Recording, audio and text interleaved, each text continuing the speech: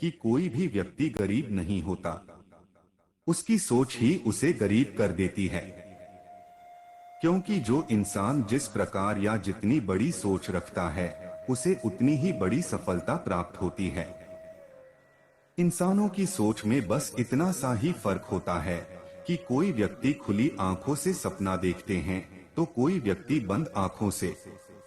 दोस्तों, आज इस वीडियो के माध्यम से हम उन बातों को जानेंगे जिससे आप एक ऐसी सोच विकसित करेंगे जिससे अपनी गरीबी को हमेशा के लिए समाप्त कर सकेंगे और फिर जीवन में कभी भी गरीबी नहीं देखनी पड़ेगी। तो चलिए अब आपका ज्यादा समय ना लेते हुए वीडियो को शुरू करते हैं। दोस्तों, एक समय की बात है, एक गुरु और शिष्य साथ में कहीं जा रहे थे। चलते चलते वह एक बड़े से खेत के पास पहुंचे।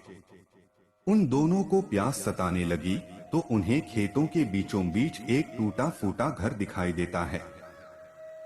अब गुरु और शिष्य दोनों लोग उस घर के पास पहुंच जाते हैं और उस घर के दरवाजे को खटखटाते हैं। तो थोड़ी ही देर में दरवाजा खुलता है और अंदर से एक व्यक्ति निकलता है, जिसके साथ में उसकी पत्नी एवं 3 बच्चे भी आते हैं, जो बहुत ही फटे पुराने कपड़े पहन रखे थे। गुरुजी उन लोगों से विनम्र आवाज में कहते हैं, क्या हमें पीने के लिए पानी मिल सकता है? वह व्यक्ति अंदर से पानी लेकर आता है, जिसे गुरुजी एवं उनका शिष्य ग्रहण करते हैं। फिर अचानक गुरुजी उस व्यक्ति से कहने लगते हैं, आपका खेत तो बहुत बड़ा है, परंतु इसमें कोई फसल नहीं है। फिर आप लोगों का गुजारा कैसे चलता है? गुरुजी की ऐसी बातें सुनकर वह व्यक्ति कहता है, गुरुजी, हमारे पास एक भैंस है जो काफी दूध देती है।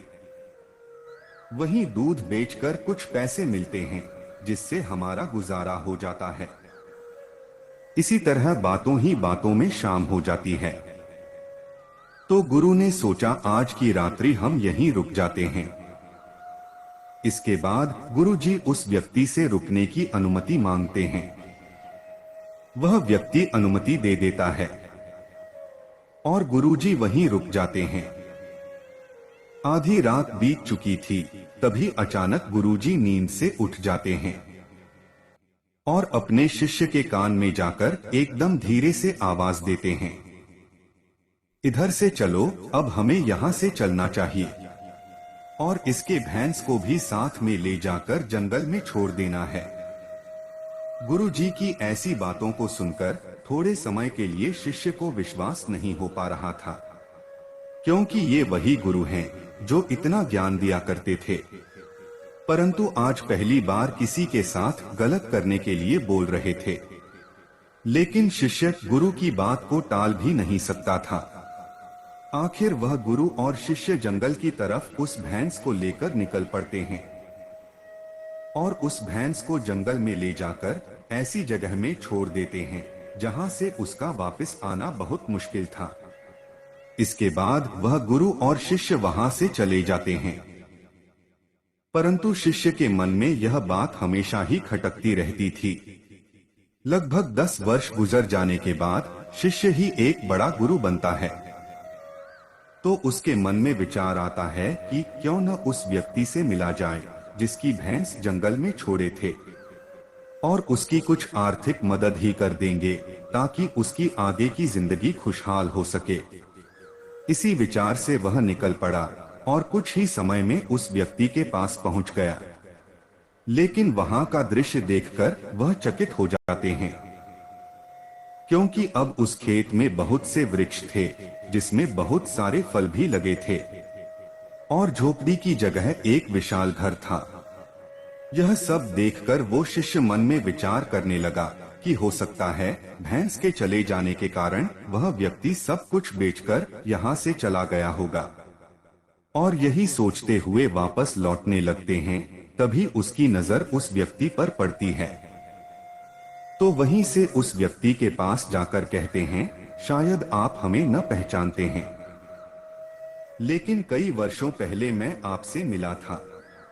तब वह व्यक्ति कहता है, मैं आपको कैसे भूल सकता है, आप तो उस दिन बिना बताए ही यहाँ से चले गए, और उसी दिन हमारी भैंस भी न जाने कहाँ चली गई, जो आज तक नहीं लौटी। कुछ दिनों तक मैं बहुत परेशान रहा, कुछ समझ नहीं आ रहा था कि अब क्या करें, परंतु जीने के लिए कुछ न कुछ काम करना भी जरूरी था। इसीलिए मैंने लकड़ियों को काट कर बेचने का काम शुरू किया।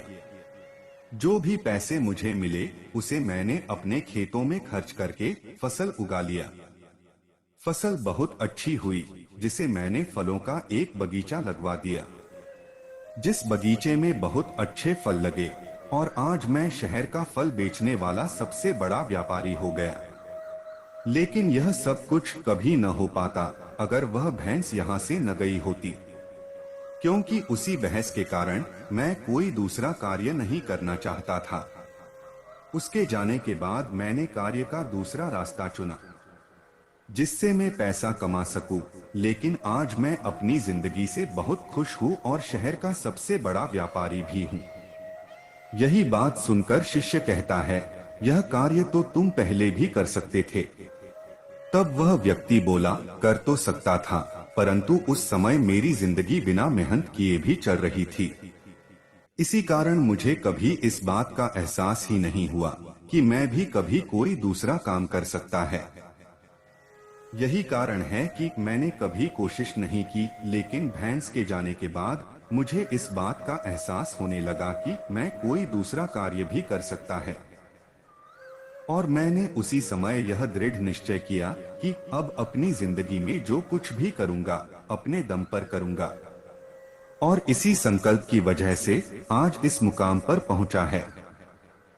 दोस्तों, इस कहानी को सुनकर इस बात को सोचना चाहिए कि कहीं आपके भी जीवन में कोई रुकावट नहीं है।